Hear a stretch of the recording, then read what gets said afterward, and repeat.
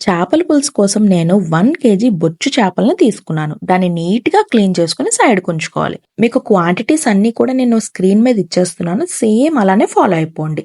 ఇప్పుడు మ్యారినేషన్ కోసం ఒక గిన్నె తీసుకొని అందులో హాఫ్ టీ స్పూన్ పసుపు, 1 టేబుల్ స్పూన్ ఉప్పు, 1 టేబుల్ స్పూన్ కారం వేసి ముందుగా దాన్ని బాగా కలుపుకొని చేప ముక్కల్ని వేసేసేయాలి. చేప ముక్కల్ని వేసుకొని బాగా మసాజ్ చేస్తూ ఉప్పు, కారం, పసుపు చేప ముక్కలకి బాగా పట్టేలాగా కలుపుకోవాలి. వీడియోలో చూపిస్తున్న విధంగా మసాజ్ చేస్తూ కలుపుకుంటే మసాలాలన్నీ కూడా చేప ముక్కలకి బాగా పట్టుకొని గ్రేవీ మంచిగా వస్తుంది. టేస్ట్ కూడా చాలా బాగుంటుంది. ఇలా కలిపేసి ఒక 30 మినిట్స్ పాటు పక్కన పెట్టేసేయండి. నెక్స్ట్ ఒక 2 కప్స్ ఆనియన్స్ వచ్చేలాగా చాప్ చేసుకొని పక్కన పెట్టుకోవాలి. 4 పండిన టమాటాలు తీసుకొని దాన్ని కూడా మిక్సీ చేసేసి సైడ్‌కి ఉంచుకోండి. ఇప్పుడు మనం పులుసులో వేసుకోవడానికి ఒక పౌడర్‌ని ప్రిపేర్ చేసుకోవాలి.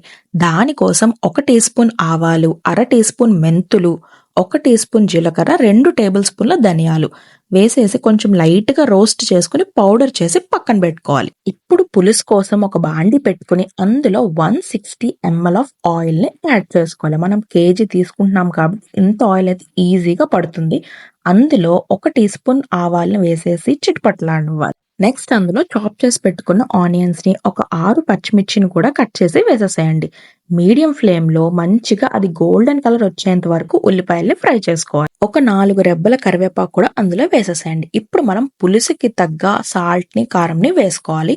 టోటల్ మనకి 4 టేబుల్ స్పూన్స్ ఆఫ్ సాల్ట్ పడుతుంది. ముందుగానే ఒక టేబుల్ స్పూన్ మనం మ్యారినేషన్‌కి వేసేసాం కదా! మిగతాది ఇప్పుడు వేసేసేయాలి.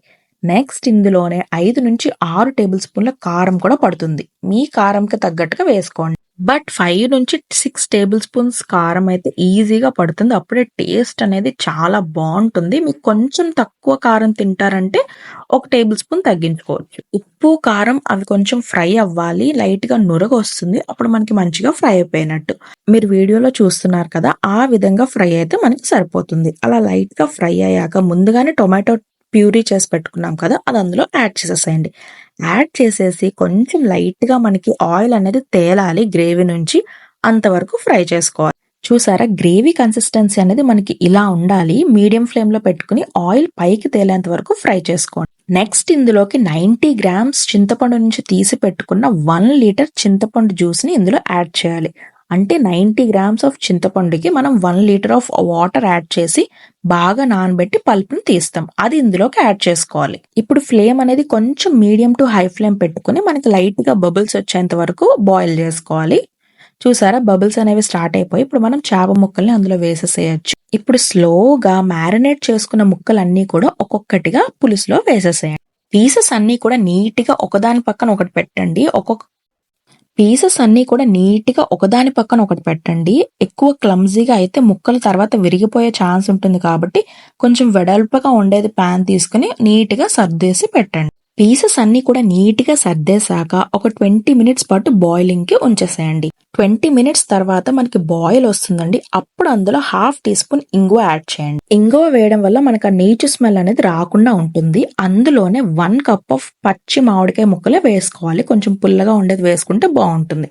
ఒక 5-8 మినిట్స్ ఉడికించేశాక మనకి మామిడికాయ ముక్కలు అనేది ఉడికిపోతాయి. చూసారా?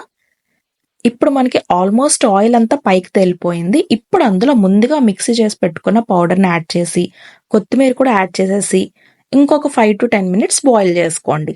అంతేనండి. ఎంతో టేస్టీగా చాలా చాలా యమ్మీగా ఉండే చేపల పులుసు రెడీ అయిపోయింది. వేడి మీద తింటే ఒక టేస్ట్ ఉంటుంది. 1-2 అవర్స్ ఆగి తింటేనే దాని అస్సలైన టేస్ట్ తెలుస్తుంది. రెసిపీ మాత్రం ఖచ్చితంగా ట్రై చేయండి. ఆ టేస్ట్ మీరు మర్చిపోలేరు అసలు. చూసారా చల్లారాక ఎలా ఉందో? వీడియో నచ్చినట్టయితే సబ్స్క్రైబ్ చేసుకోండి గైస్ ప్లీజ్.